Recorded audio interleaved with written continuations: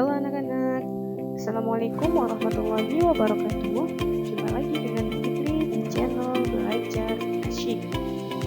Dalam video kali ini, kita akan membahas tentang latihan soal USBN Matematika tingkat SD atau SMP tahun 2020. Video kali ini adalah video sesi yang pertama, jadi simak baik-baik ya.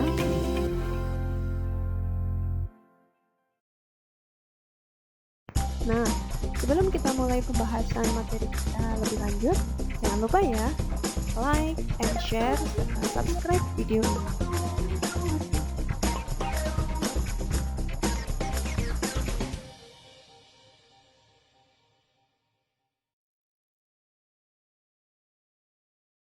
Nah, kita mulai ya pembahasan materi kali ini.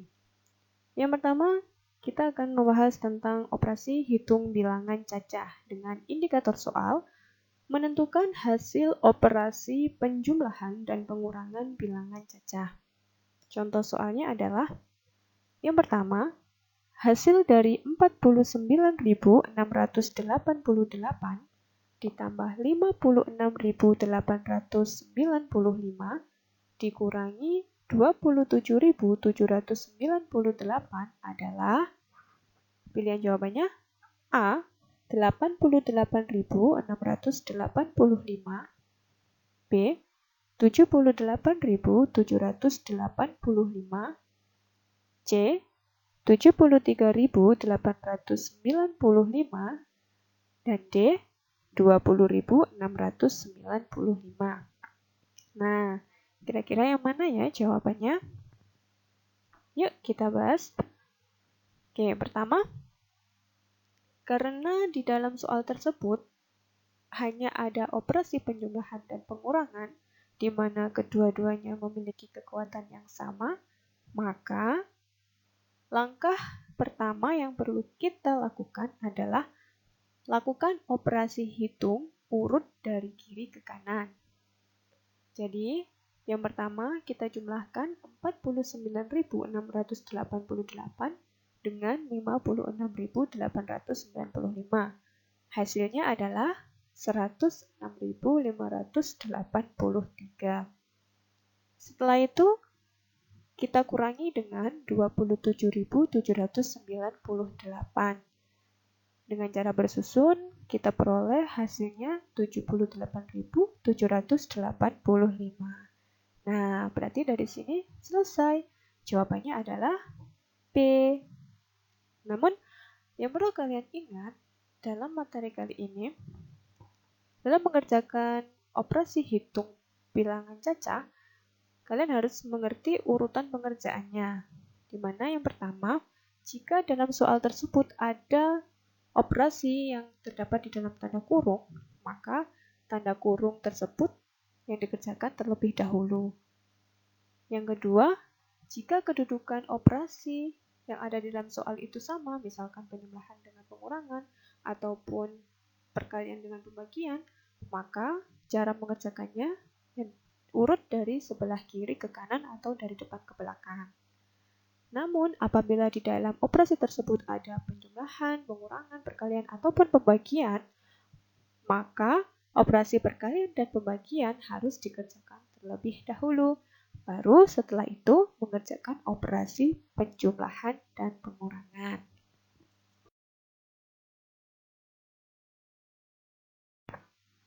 Nah, sekarang kita lanjutkan di materi yang kedua, yaitu tentang operasi hitung bilangan bulat dengan indikator soal menentukan hasil operasi hitung bilangan bulat.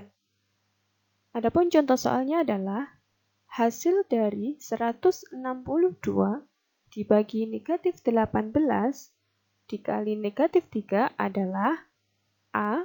Negatif 27, B. Negatif 3, C. 27, dan D. 3. Nah, kira-kira apa ya jawabannya? Yuk, kita mulai pembahasannya. Nah, karena di soal tersebut operasi hitungnya adalah pembagian dan perkalian, di mana kedua-duanya sama-sama kuat, Maka seperti yang tadi di bilangan cacah, di bilangan bulat juga berlaku, kita melakukan operasi hitungnya urut dari kiri ke kanan. Jadi, kita mulai dari pembagian terlebih dahulu, dilanjutkan dengan perkalian. Nah, yang pertama, 162 dibagi negatif 18 sama dengan negatif 9. Kok bisa? Caranya mudah. Ingat ya, pembagian bilangan bulat positif dengan bilangan bulat negatif hasilnya adalah bilangan bulat negatif.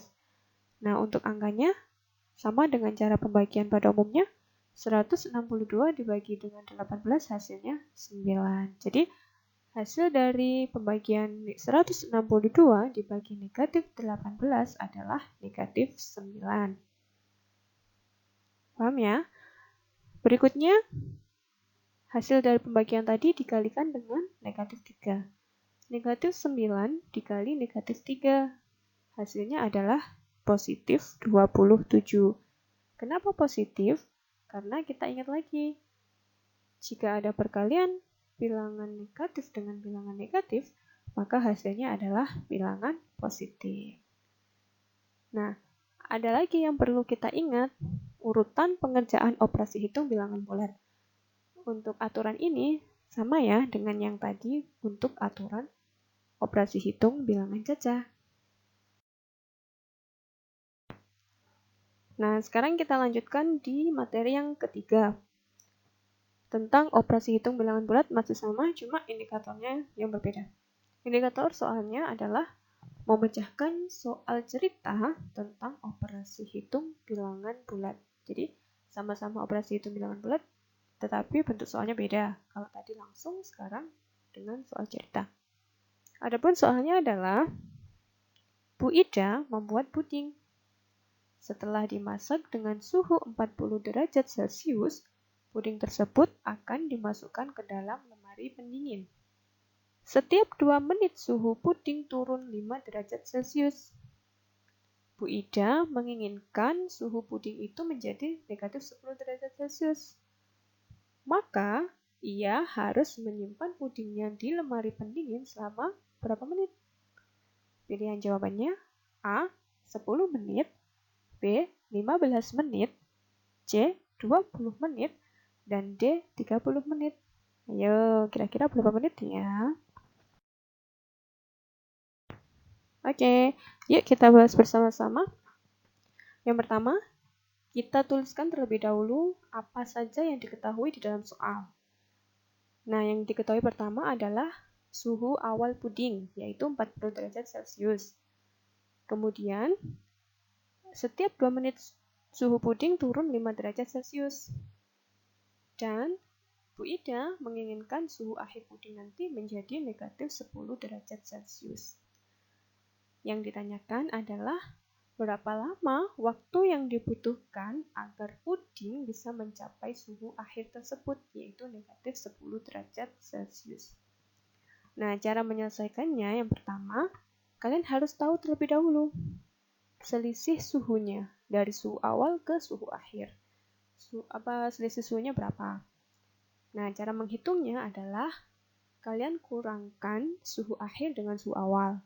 Suhu akhirnya adalah negatif 10 derajat Celcius, suhu awalnya 40 derajat Celcius, sehingga negatif 10 dikurangi 40 sama dengan negatif 50.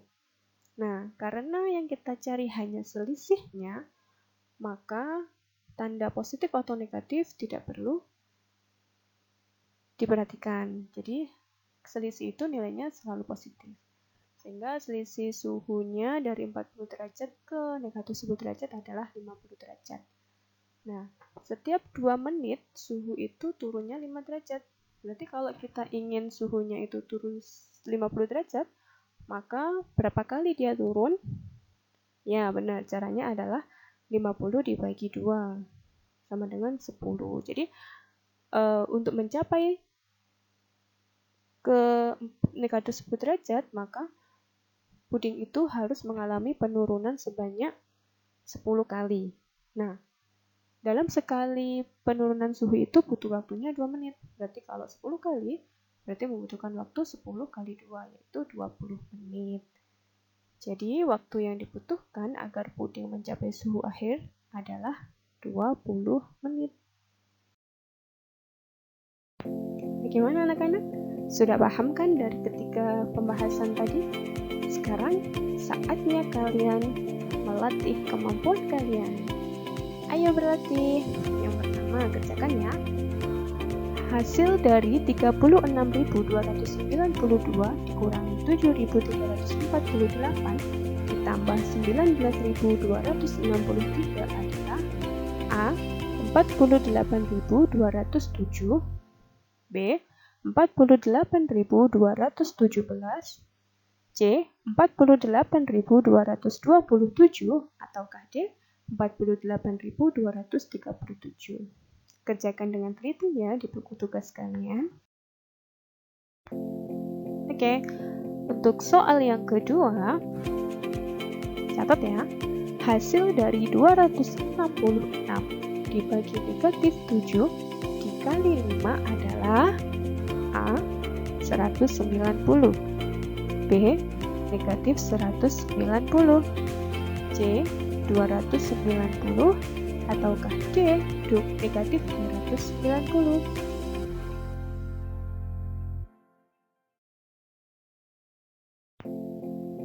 Untuk soal yang terakhir, perhatikan baik-baik.